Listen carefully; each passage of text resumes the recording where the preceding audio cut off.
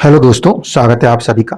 देखिए, कुछ श्रोताओं का एक क्वेश्चन ये भी था कि आकाशिक रिकॉर्ड जो है वो क्या चीज़ है और उसको कैसे समझा जाता है। तो जब एस्ट्रोलॉजी के अंदर बात उठती है आकाशिक रिकॉर्ड की, आकाशिक रिकॉर्ड, तो इस पर्टिकुलर केस के लिए हमें सबसे पहले ये समझना जरूरी है कि जो रिकॉर्ड्स मेकिंग का काम है वो दिया जाता है राशियों को। ठीक है, राशि को। तो जब आपका आकाशिक रिकॉर्ड की बात उठेगी तो आपको इतना ध्यान रखना है कि राशियां कहीं ना कहीं जिम्मेदार हैं किसी ना किसी रूप में आपके किसी भी वर्क को या आपने जो भी करके रखा है उसको रिप्रेजेंट कर सकने में। प्लैनेट्स में मूवमेंट है, राशियों में कोई एज सच मूवमेंट नहीं है, वो स्टैटिक है। जो हमने कर दिया सो हमने कर दिया, दैट इज स्टैटिक पार्ट। ठीक है, उसको चेंज नहीं किया जा सकता। आपके द्वारा किया गया एक बार कोई भी कर्म, उसे आप पीछे नहीं ले सकते उस मोमेंट ऑफ टाइम को बीत जाने के बाद। इसलिए राशियां जो हैं वो अपने आप में एक स्टैटिक चीजें हैं जो कि एज अ रिकॉर्ड रखी जा सकती हैं। तो जब बात होती है आकाशिक रिकॉर्ड की तो उसका अर्थ होता है कि हर एक राशि के अंदर कुछ ना कुछ चीजें छिपी हुई हैं, किसी ना किसी प्रकार के कर्म जो हमने किए हैं जिनके रिजल्ट्स मैनिफेस्टेट होने होंगे वो वाया राशियां ही हमें पकड़ में आएंगी। अब आकाशिक रिकॉर्ड को रीड कहां से करें, दूसरा ये सबसे मेजर फैक्टर है। तो इसके लिए पहले एक बात को समझ लीजिए कि राशियों के ऊपर आधिपत्य जो होता है वो सूर्य का होता है। ठीक है, सूर्य का आधिपत्य होने की वजह से राशियों को जब भी कहीं समझना हो, आकाशिक रिकॉर्ड को समझना हो, तो बेटर प्रेफरेंस होंगे कि हम सबसे पहले सूर्य कुंडली को फोकस करें, सन चार्ट। क्यों? क्योंकि सूर्य ही वो आत्मा है जो कि हम सबको ड्रिवन करेगी, यूनिवर्सल सोल। ठीक है, वो हमेशा सूर्य रहेंगे। इस कारण से सूर्य कुंडली एक तरीके की डायरेक्ट या इनडायरेक्ट हिंट है टुवर्ड्स दैट यूनिवर्सल सोल। अब यूनिवर्सल सोल के कंसेप्ट को लेके चलना है या आत्मकारक को बीच में ले आना है, तो देखिए सबसे पहली बात, वैदिक एस्ट्रोलॉजी के अंदर अगर चल रहे हैं तो आत्मकारक को साइड में रख के चलिएगा। आत्मकारक को जब यूज करने जाएं तो फिर जैमिनी सूत्रों पे पूरा डिपेंडेंट होना पड़ेगा। ठीक है, आत्मकारक जब लिया जाए वैदिक में तो सिर्फ वो अंश मात्र है, अंश मात्र है कि किसी पर्टिकुलर ग्रह के किसी अंश का कार्य जो बचा है वो हमारे साथ सबसे ज्यादा जुड़ा हुआ है, तो उस अंश मात्र को हमें ज्यादा फील करना है, हम उसे सिर्फ इतना ही रखते हैं। मेजर कंसर्न हम सभी लोगों के लिए वो सूर्य रहने वाले हैं। क्यों?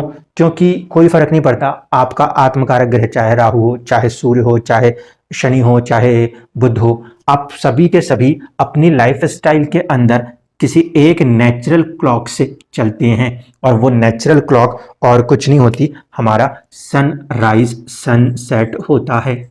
ठीक है, दुनिया का हर जीव जंतु सूर्य के उदय और सूर्य के अस्त के हिसाब से ही अपने कर्मों को करता है। इस वजह से जितने भी रिकॉर्ड्स होंगे, आकाशिक रिकॉर्ड्स होंगे, वो वाया सूर्य, वाया सन देखे जाएंगे।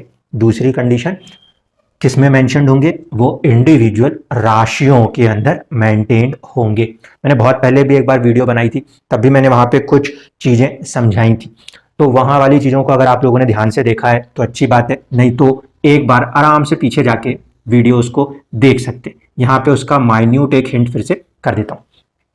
जब राशियों की बात होती है तो दो तरीके से राशियों को बांटा जाता है। ठीक है, खासकर ये नाड़ी के अंदर चीजें मिल जाएंगी आपको। एक होगा वो जो कि सन और सन से ट्राइन होते हैं। सन और सन से ट्राइन का मतलब होता है मेष राशि, एरीज, ठीक है, लियो और सैजिटेरियस। यहां पे आप अगर ध्यान से देखोगे तो आपको ये बात पता चलेगी कि तीनों की तीनों ही मूल त्रिकोण राशियां हैं, और ये तीनों ही अग्नि तत्व प्रधान, अग्नि तत्व प्रधान राशियों में माना जा सकता है। ठीक है, सूर्य खुद में अग्नि तत्व के ग्रह हैं, गुरु को अग्नि के रूप में भी माना जाता है, वैसे वो आकाश तत्व के ग्रह हैं, और मंगल जो है वो भी अग्नि तत्व ग्रह है और कहीं ना कहीं ये मूल त्रिकोण है मंगल का, जो कहीं ना कहीं मूल त्रिकोण है खुद सूर्य का, और ये मूल त्रिकोण है आपके गुरु का। अब इसमें दूसरी इंपॉर्टेंट बात ध्यान रखिएगा, सिर्फ एरीज एक ऐसी राशि है जहां पे कोई ग्रह या तो नीच हो सकता है या उच्च हो सकता है। कोई ग्रह नीच हो सकता है या उच्च हो सकता है, वो सिर्फ और सिर्फ मंगल की राशि में ही हो सकता है। ठीक है, इसका मतलब है कि जब आकाशिक रिकॉर्ड के अंदर कोई पर्टिकुलर प्लेनेट यहाँ पे जाके उच्च या नीच के प्रभाव को लेके आ रहा है, तो वो इस बात को बताएगा कि व्यक्ति अपने किसी अहंकार मोह, ठीक है, मंगल की राशि है। मंगल किसके लिए जाना जाता है? मंगल शरीर है, शरीर है इस बात का एक घमंड होना, ठीक है, ये उसको रिप्रेजेंट कर रहा है। अगर उस राशि के अंदर ग्रह उच्च है या नीच है, तो इसका मतलब है उस पर्टिकुलर राशि से वो एक ऐसा संबंध दिखा रहा है, आपने या तो बहुत अहंकार में किसी चीज को कर दिया है, या आप बिल्कुल अपने आप को वीक करके किसी चीज को करके आए। सिर्फ यही एक ऐसी राशि होगी इन तीनों में जहां पे ग्रह उच्च या नीच होगा, क्योंकि ये मंगल की राशि है। ध्यान रखिएगा, क्योंकि ये मंगल की राशि है, तो मंगल की राशि के अंदर मंगल जाना ही जाता है अहंकार के रूप में, ठीक है, युद्ध करना है, लड़ाई लड़नी है, ये वाली चीजें उसके अंदर है, तो वो चीज वहां पे प्रॉब्लम हो सकती है। बाकी की दो राशियां जो हैं उसमें ना तो कोई ग्रह कभी उच्च हो सकता है ना ही नीच हो सकता है, तो इन दो पर्टिकुलर राशियों के अंदर सेफ साइड चीजें चलती हैं। सूर्य की ये तीनों ही राशियों के ऊपर एक पर्टिकुलर प्रभाव है, और ये तीनों की तीनों राशियां जो है, इसे माना जा सकता है कि ये सूर्य की आत्मा के रूप में कहीं ना कहीं ये राशियां काम करती हैं। ठीक है, तो पहला ये राशियां रहती हैं। दूसरा होता है कार्मिक, सूर्य का यानी आत्मा का कार्मिक फॉर्मेशन। कार्मिक फॉर्मेशन में सूर्य के सामने की राशियां एक्टिव हो जाती हैं। ठीक है, इनके सामने की राशियों पे आप कभी ध्यान दोगे तो वो इनकी कार्मिक राशियों के रूप में निकल आएंगी। कार्मिक राशियां कौन कौन सी होती हैं? तो इसके सामने आ जाता है 11, इसके सामने आ जाता है 3, और इसके सामने आ जाता है 7। ठीक है, अब अगर नंबर की जगह नामों से लिखूं तो जब राशि हो लिब्रा, जब राशि हो एक्वेरियस, जब राशि हो जेमिनी, मिथुन, तुला और कुंभ, ठीक है, जब इन राशियों के अंदर ग्रह है तो इसका अर्थ होता है कि सूर्य ने बहुत स्ट्रांगली आपको किसी तरीके का कर्मा अलॉट कर दिया है, ये कार्मिक है। ठीक है, इन राशियों की चीज अगर आत्मा के साथ जुड़ी हुई थी, can be a blessing, can be a default. ठीक है, इसी तरीके से ये उसके कार्मिक राशियां हैं, उसके जस्ट सामने की। तो जब कभी भी आकाशिक रिकॉर्ड्स की बात होती है तो राशियों के हिसाब से हमारा फिक्सेशन हो जाता है। अगर आत्मा को कोई कर्म अलॉट कर दिया गया तो वो इन 3 राशियों के माध्यम से मिल जाएगा, और अगर इन 3 राशियों के माध्यम से मिला है तो फिर वो कर्मा को इतनी आसानी से आप बदल नहीं पाओगे। क्यों? क्योंकि उस पर्टिकुलर केस में वो अलॉटमेंट ऐसा है जो कि बहुत ही स्टैटिक है, बहुत ही स्टैटिक। इस पर्टिकुलर कंडीशन के अंदर जो इवेंट्स हैं वो होती ही हैं और होकर रहती हैं, क्योंकि you are bound to face those events in your lifes, ये चीज होने लगती है। इसलिए आकाशिक रिकॉर्ड में सबसे पहले हम सूर्य के फॉर्मेशन को लेते हैं। तो सूर्य का फॉर्मेशन, आत्मा किसी भी एक राशि में जाके बैठ जाएगी, किसी भी राशि में, इनमें बैठे कोई जरूरी नहीं, 12 की 12 राशियों में कहीं भी बैठ जाएगी, उस राशि को एज अ लगन के तरीके से ट्रीट करेगी, और फिर वहां से अलग अलग प्लैनेट्स को अलग अलग चीजें अलॉट कर देगी, और फिर फिक्स करेगी कि कैसे चीजों को चलाना है, आगे बढ़ाना है या पीछे घटाना है। तो ये जो पर्टिकुलर राशियां होंगी, ये पर्टिकुलर राशियां काफी ज्यादा प्रोमिनेंट हो जाएंगी। जब भी इनमें कोई ग्रह बैठते हैं तो वो उस पर्टिकुलर रिलेटिव्स के लिए, इनमें जब भी कोई ग्रह बैठते हैं तो वो पर्टिकुलर रिलेटिव्स के लिए एक बहुत स्ट्रॉन्ग कॉम्बिनेशन के तौर पे काम करते हैं कि इसका जन्म इस पर्टिकुलर व्यक्ति के लिए ज़्यादा स्ट्रांगली हुआ होगा, ऐसा माना जा सकता है। सपोज राहु आ जाए तो आप कह देंगे कि दादाजी से बहुत लगाव की स्थिति रही हो, जो भी हो, उन्हें बुलाया, उनके साथ ज़्यादा घनिष्ठ संबंध हुए, या वहाँ से संबंधों में कुछ प्रॉब्लम आई, वो डिपेंड करेगा कि किस नेचर की राशि में वो ग्रह जाके बैठा हुआ है। ठीक है, इसी तरीके से केतु आ जाए तो ननिहाल पक्ष से बात हो जाएगी, अगर बुध आ जाए तो बुआ हो जाएंगे, अंकल आंटी हो जाएंगे, शनि है तो चाचा हो जाएंगे। इस तरीके से जो ग्रह का कारक तत्व है वो पर्टिकुलर सोल से कनेक्ट हो जाएगा। इसी तरीके से जब इसमें कोई कनेक्शन आएगा तो किसी पर्टिकुलर लोगों के लिए आपका कर्मा वो फिक्स हो जाएगा। ये होता है पहली कंडीशन। दूसरा, यहाँ पे जो कुछ भी कर्म है ये चेंज नहीं हो सकते, ये इंपॉर्टेंट होता है आकाशिक रिकॉर्ड में। दूसरा होता है वो होता है चंद्रमा, ठीक है। इसमें हमने जब देखा तो 6 राशियां हो गई, अब 6 राशियां बचेंगी वो चंद्रमा को जाएंगी। चंद्रमा जो है वो जब लेंगे प्लेसमेंट तो उनके पास कौन कौन सी आएंगी, एक आती है कर्क राशि कैंसर, ठीक है, एक आती है आपकी स्कॉर्पियो, ठीक, और फिर एक आ जाती है आपकी मीन राशि पाइसेस।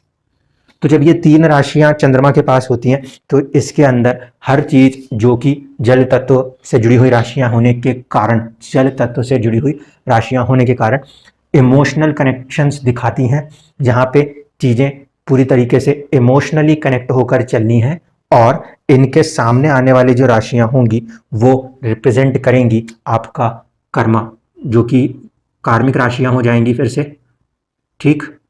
ये कार्मिक राशि जब बनेंगी तो इसके अंदर इस बात को ध्यान रखिएगा कि ये बाउंड नहीं होंगी। अब कौन कौन सी राशियां बची हुई हैं जिन्हें आना है, यहाँ पे हमने 4, 8 और 12 ले लिया, वहाँ पे हमने 3, 7 और 11 ले लिया था, 1, 5 और 9 को भी ले लिया था। इनसे हट के जितनी भी बची हुई राशियां हैं, जैसे कि कौन कौन सी बची हुई हैं उसको देख लीजिए। एक बची है आपकी वर्गो, ठीक है, बुध की एक राशि जो कि बच गई। इसी तरीके से एक राशि जो है शनि की वो बच गई, वो हो गई कैप्रिकॉन, मकर राशि, ठीक है।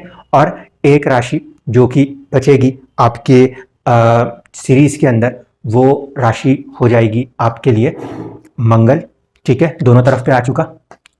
चंद्रमा और आपके सूर्य की राशि दोनों तरफ पे आ चुकी, बुध की राशि दोनों तरफ पे आ चुकी। इस बात को एक बार ध्यान से समझ लीजिए, चंद्रमा, सूर्य, फिर मंगल और फिर बुध, ये राशियां सारी की सारी एक तरफ पे चल रही हैं, ठीक है।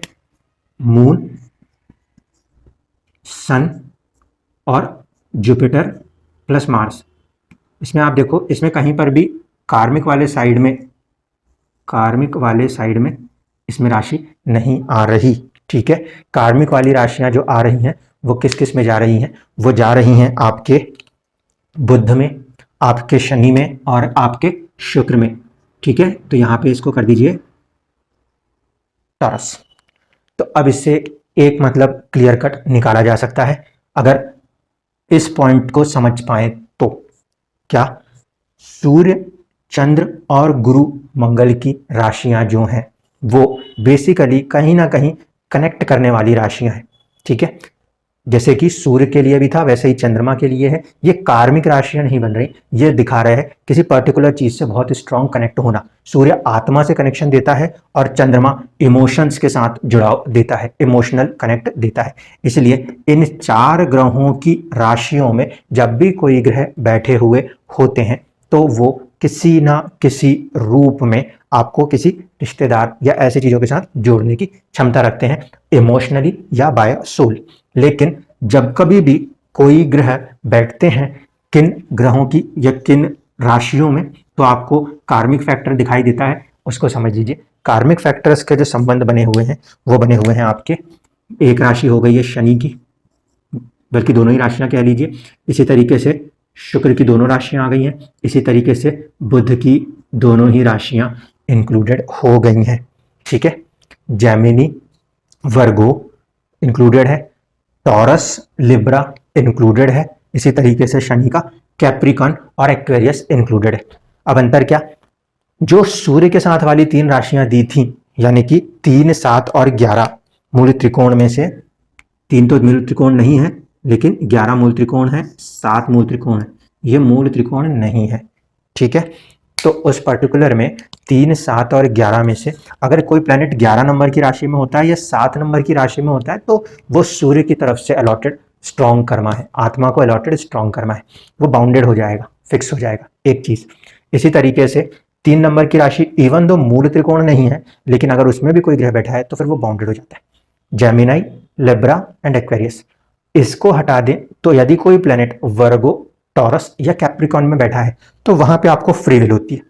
ये चीज इसलिए बोल रहा हूं क्योंकि बहुत सारे लोग इस बात के पीछे लगे रहते हैं कि मंत्र पकड़ें और हमारा काम बन जाए, स्टोन पहन लें और हमारा काम बन जाए। तो उस समय आपको ये बात क्लियर होनी चाहिए कि कुछ पर्टिकुलर कर्म जो आपने कर दिए वो मिट नहीं सकते, उसे भोगना ही भोगना है। वहां पे कोई भी उपाय आपको काम नहीं करेगा स्ट्रांगली। क्यों? क्योंकि आपने कोई चीज अगर कर दी तो वो इवेंट्स आपके साथ फिक्स हैं, स्टैटिक है। इसलिए आकाशिक रिकॉर्ड बेसिकली इस पॉइंट को ज़्यादा अहमियत देने के लिए चेक होता है कि कुछ पर्टिकुलर राशियों के अंदर बैठे हुए ग्रह अपने रिजल्ट्स को वेरिएट कर सकते हैं या नहीं कर सकते।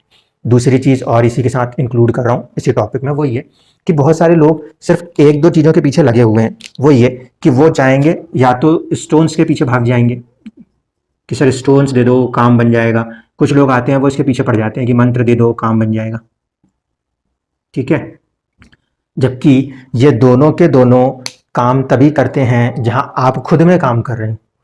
बेसिकली स्टोन को पहनने या मंत्र को कर भर देने से आपका कोई काम बन जाए, ये कितना परसेंट है? ये परसेंट है सिर्फ और सिर्फ 40% है। ये सिर्फ और सिर्फ 40%। अब आप बोलोगे 40% क्यों है, फिर इसमें इन्वेस्टमेंट क्यों करेंगे? देखो, स्टोन्स को यूज तब किया जाता है जहां पे कोई हेल्थ इश्यूज नजर आ रहे हो और एनर्जी की कुछ कमी हो, तो वहां पे बेटर है गो विद द स्टोन्स। नहीं तो फिर वो दशा डिपेंडेंट होते हैं। मंत्र के केस में क्या है? मंत्र is a time consuming process, लेकिन मंत्रा जो है वो कहीं ना कहीं आपके अंदर की एनर्जी को बैलेंस कर रहे होते हैं। जिस भी समय आप आते हो वहां पे आप अपनी एनर्जी को काफी ज्यादा डिस्टर्ब लेकर आते हो। अब आपकी एनर्जी अगर डिस्टर्ब है और आप चल फिर के आए हो तो जाहिर सी बात है 40% ही डिस्टर्ब है, 60% ठीक ठाक है, तब तो आप चल फिर रहे हो। अगर आपकी एनर्जी बहुत ही डाउन हो जाएगी, बहुत ज्यादा, तो आप बेड रिडन हो जाओगे, आप किसी के पास जाओ ही नहीं पाओगे, ठीक है। इसलिए 40% की जो आपकी एनर्जी डिस्टर्ब्ड है उससे आपको कंसंट्रेट करना होता है, क्योंकि कोई भी इवेंट्स अपने ही टाइमिंग से होंगी। किसी स्टोन को यूज कर लेने से आप किसी टाइम को आगे पीछे कभी नहीं करते, ठीक है। ऐसा नहीं होता कि फास्ट फॉरवर्ड मोड में आ जाए कि कृष्ण जी बोले अर्जुन से कि आज ही पहन ले कोई तरत्न और जयद्रथ सामने खड़ा हो जाएगा, मार देना, ऐसा नहीं होता। इसलिए स्टोन्स या मंत्र ये बेसिकली आपके जो कंसंट्रेशन है उस समय एनर्जी का जो डिस्टर्ब हो रहा है 40% का, उसको सिर्फ बैलेंस करते हैं। और यही रीजन है कि बहुत ही रेयर केसेस में मैंने किसी को स्टोन का दिया है, वरना इसको हम बहुत ही लीस्ट प्रेफर करते हैं। लीस्ट प्रेफर क्यों? अगर बहुत प्लेनेट की एनर्जी कम है, बहुत ही कम है, then only go with the stones, क्योंकि कई बार उसकी जरूरत नहीं पड़ेगी और कई बार दूसरे ग्रहों की दशा पड़ जाएगी तो वहां पे वो स्टोन आपको हटाना है। आप एक बार पहन लोगे, जिंदगी में कभी हटाओगे नहीं, प्रॉब्लम हो जाएगी। दूसरी चीज जो मैंने आज बोली वो प्लस ये देखना ही पड़ेगा मिक्स करके। अगर आपने किसी की हत्या कर दी है और आपको सजा होनी तय है, अगर आपने किसी की हत्या कर दी और आपको सजा होनी तय है, तो उस पर्टिकुलर केस के लिए हम ये तो नहीं बोल सकते ना कि उस गलती की कोई माफी हो जाएगी। तो पास्ट से अगर कोई पर्टिकुलर कर्म बहुत स्ट्रांगली कनेक्ट है तो उसको आप मिटा नहीं सकते, ठीक है। इस बात को ध्यान रखिएगा। कुछ चीजें अगर फिक्स हैं तो वो फिक्स हैं, आप उसको चाह के चेंज नहीं कर सकते। इसलिए हर पर्टिकुलर चीज में कोई उपाय काम कर जाए इसकी कोई गारंटी इस चीज पे नहीं होती। हाँ, अगर वो कुछ वेरिएबल राशिज के साथ है जहां पे उसमें कुछ मॉडिफिकेशन हो सकता है, यानी कि आपकी फ्री विल होती है, तब उस पर्टिकुलर फ्री विल पे आप काम कर सकते हो। सेकंड क्वेश्चन उठता है कि मंत्रा जो है वो बेसिकली आपको अपने अंदर से ध्यान करके अपने अंदर की एनर्जी को बैलेंस करने के लिए पावर देते हैं। इसलिए जब कभी भी मंत्र यूज होता है तो 15 मिनट्स भी अगर आप ध्यान से आराम से शांति से बैठ जाओ एक जगह अपनी डिस्टर्ब एनर्जी के अंदर, तो आप अपने अंदर झांक रहे हो, प्रॉब्लम आपके अंदर से ही सॉल्व होती है। ये बात आप लोगों को बहुत अच्छे से पता होनी चाहिए। क्यों? क्योंकि कोई दूसरा आदमी आपकी जगह ना तो बात करने जाता है, ना ही किसी से किसी तरीके का कोई आग्रह करने जाता है, ठीक है। किसी भी प्रॉब्लम को सॉर्ट आउट करने वाले व्यक्ति आप खुद हो, यू योरसेल्फ। अब क्या हो रहा है कि जिस पर्टिकुलर समय पर आप थोड़ी सी दशा में डिस्टर्ब हो रहे हो, आपकी जो 40% की एनर्जी डिस्टर्ब हो रही है, इसको आप कंसंट्रेट नहीं कर पा रहे और ये 40% ही आपके 60% पे हावी होने लगता है। क्यों? क्योंकि अगर आप ठंडे दिमाग से वहीं सुकून से थोड़ा सा सोचेंगे समझेंगे तो प्रॉब्लम भी आपको पता है, सॉल्यूशन भी वहीं से ही आएगा, ठीक है ना। इसीलिए ये जो 40% का प्रॉब्लम है इसको आप वाया मंत्र ही बैलेंस कर सकते हो, क्योंकि वहां पे आप शांति से बैठ के अपने अंदर चीजों को समझ सकते हो। कुछ पर्टिकुलर केसेस जहां हेल्थ कॉम्प्लिकेशंस आती हैं, मेडिकल कॉम्प्लिकेशंस आती हैं, वहां पे ये चीज नहीं पॉसिबल हो, तब ही हमने वो चीज़ों को कराया है। और दूसरी बात है कि कुछ लोग कहते हैं मंत्र यूज हो रहे हैं तो वो रिजल्ट कर रहे हैं कि नहीं कर रहे। जिन लोगों को मंत्र दिए हैं स्पेसिफिकली, अगर प्लैनेट से स्पेसिफिकली बोल रहा हूँ, अगर प्लैनेट से कनेक्ट होकर मंत्र दिया है तो मैंने हमेशा उनको 2-3 दिन में टेस्ट करके मेरे को देने को बोला है। और मैंने जितनों को दिया है उन्होंने मुझको रिस्पॉन्ड कर दिया कि हाँ, आइदर फील पॉजिटिव और आइदर फील नेगेटिव। तो ये श्योरिटी है। ऐसा नहीं है कि कुछ ऐसे भी हैं जो कि रतन पहने हैं 20 साल से, रिजल्ट कुछ भी नहीं। तो पत्थर पहन लेने से भी कोई फायदा नहीं। किसी मंत्र को भी कर रहे हैं तो एक ड्यूरेशन है कि आपका कंसंट्रेशन लेवल 3 मंथ में आएगा, 4 मंथ में आएगा, लेकिन शुरुआत आप जब करोगे तो आपको कुछ ना कुछ फील जरूर हो जाएगा। ठीक है, तो वो चीज़ों को आपको ध्यान रखना है कि कहीं से भी कोई व्यक्ति अपने उपाय दे रहा है तो आप उसे कितने समय में महसूस कर सकते हो। अगर कोई भी तरीके के आप रिस्पॉन्स को यूज़ करते हो तो उसके प्रभाव देखने को मिलेंगे। एक पर्टिकुलर केस था जहाँ पे जातक ने ये बात पता ही नहीं, पहले वो कोई स्टोन पहने हुए थे, काम बन गया, उन्होंने दूसरे से बात करी, बोले स्टोन हटा के दूसरा पहन लो, काम बनने के बाद भी काम बिगड़ गया। तो ऐसी भी चीज़ें हो रही, बेवजह में स्टोन्स को डाल रहे हैं, दूसरे अपोजिट एनर्जीज के स्टोन डाल देंगे तो फिर एक प्लैनेट की जगह दूसरा प्लैनेट एक्टिवेट होंगे, प्रॉब्लम हो जाएगी। सर्टेन कॉम्बिनेशंस हैं, उनको भी ध्यान में रखते हुए काम करना है। क्योंकि परेशान इंसान हर एक तरफ जाता है। ऐसा नहीं है कि आप सिर्फ मुझे ही सुनोगे, आप 50 लोगों के पास जाओगे, 50 लोग 50 सलाह देंगे, फिर आप खुद ही कंफ्यूज हो जाओगे। ये 40% को 100% बनाने में ज़्यादा देर नहीं लगती। हर कोई अपने अपने तरीके से इसको बढ़ा के और बना देता है। इसलिए आपको सिर्फ ये 40% कंसंट्रेट करना है। ठीक है, अगर आप अपने स्ट्रेस के समय अपने आप को इतना 40% कंसंट्रेट कर लेते हो तो सॉल्यूशन आप ही निकालने वाले हो। चाहे आप 2 लाख का रतन पहनो, चाहे आप 2000 का रतन पहनो, या आप जरा सा वो जो आपकी हल्दी की गांठ आती है आप उसको पहन लो, रिजल्ट करना होगा ना तो हल्दी की गांठ भी रिजल्ट कर देगी। बहुत अमीर रतन धारण करने से अच्छा हो जाएगा, ऐसा कुछ नहीं होता। जब वक्त सही हो, जब इंसान का कंसंट्रेशन ठीक हो, उसकी एनर्जी ठीक हो, वो सभी जगह से प्रॉब्लम को सॉल्व करके ले आएगा। वही वाली स्थिति है, आप कितने भी बड़े IIT और दुनिया के टॉप क्लास के उससे निकल के आ जाओ, आपको फाइनेंस नहीं आता तो आपको नहीं आता, और आपको आता है तो आपको आता है। लेकिन दोनों ही किस पे डिपेंड करता है? सिचुएशन पे। उस सिचुएशन में आप कितना कंसंट्रेट होकर अपनी प्रॉब्लम का सॉल्यूशन निकाल सकते हो, ये निर्भर करता है। आप कहीं से पढ़ के आए हो, वो आपकी स्किल्स होती है, लेकिन उस पर्टिकुलर समय में जब वो प्रॉब्लम चल रही होगी तो आप कितना स्ट्रेस बियर करके कंसंट्रेट हो जाओगे और कंसंट्रेट होकर अपने प्रॉब्लम का सॉल्यूशन निकालोगे, इस बात पे निर्भर करता है कि आप अपनी एजुकेशन, अपने नॉलेज, अपने किसी भी पोटेंशियल को कितना यूटिलाइज कर पाओगे। और होता यही है कि ज़्यादातर लोग इस 40% के चक्कर में अपने 60% के पोटेंशियल को खो देते हैं, और ये आपको बिल्कुल भी नहीं करना है। इस बात को हमेशा ध्यान रखिएगा, क्योंकि कुछ लोग ऐसे भी हैं जो सिर्फ स्टोन्स और मंत्र के भरोसे बैठ गए, कोई काम नहीं कर रहे। स्पेसिफिकली ये तब ज़्यादा चुनौतियां हो जाती हैं जब मैरिज कंसर्न इश्यूज होते हैं। वहां पे आप क्या सोच रहे हो कि ऊपर से कोई आएगा, बात करेगा, 2 लोगों के बीच में सॉर्ट आउट करेगा? ऐसा तो नहीं होगा। दोनों लोगों को अपने अपने थॉट प्रोसेस में चेंज करके ही सॉल्यूशन निकालने पड़ेंगे, वरना नहीं निकल सकते। इसलिए कह रहा हूँ इस बात को। आकाशिक रिकॉर्ड एक अलग फॉर्मेशन है जो ये बता देगा कि हाँ भाई, पार्टनर को एक को शिप पे काम करने के लिए रखा था, तुम्हें घर में रहने के लिए रखा था, वहां तक ठीक है। लेकिन जहां पे बीच की प्रॉब्लम्स आएंगी वहां पे आपका अपना चैनल ओपन आपको करना पड़ेगा। वहां पे आप ऐसे नहीं बैठ सकते ना कि दवाई नहीं दें और बस मंत्र है तो मंत्र के सहारे हम किसी को जीवित रखेंगे। वही चीज यहाँ भी ध्यान रखनी है कि आपको ये सारी चीजें, स्टोन्स एंड मंत्रास जो है वो आपके एनर्जी को कंसंट्रेट करने के लिए हैं। आकाशिक रिकॉर्ड का फैक्टर इस बात के लिए कि किसी चीज़ों का निकलेगा या नहीं निकलेगा। अगर नहीं निकलेगा तो वो आपके लिए बाउंडेड है, you have to face that, उसे आपको एक्सेप्ट करना है। और जहां तक वो वेरिएबल है, वेरिएबल में चीज़ें ठीक होंगी तो अपने टाइम से ठीक होंगी। टाइम का फैक्टर किसी भी कुंडली में बहुत इंपॉर्टेंट है। वही कुंडली रहती है जो कि वो इंसान गरीब रह रहा होता है, जब वो अमीर हो जाता है, बहुत बड़ा बन जाता है, तब हम उसकी कुंडलियों को आपके सामने रखते हैं। तब तो हम ये नहीं देखते कि उसने किस तरीके से अपनी गरीबी देखी है ना। कुंडली के अंदर ग्रह वही रहते हैं, जिंदगी जब अच्छे से बुरी या बुरी से अच्छी होती है तब वो एक मिसाल बन जाती है। सब कुछ फैक्टर आप और आपके कंसंट्रेशन पर ही है। अगर आप कंसंट्रेट कर गए तो बड़े से बड़े प्रॉब्लम के अंदर आप निकल के आ जाओगे, और अगर आप कंसंट्रेट नहीं कर पा रहे हो तो फिर आप उस प्रॉब्लम के सॉल्यूशन को अपनी जिंदगी में कभी भी निकाल नहीं पाएंगे। धन्यवाद।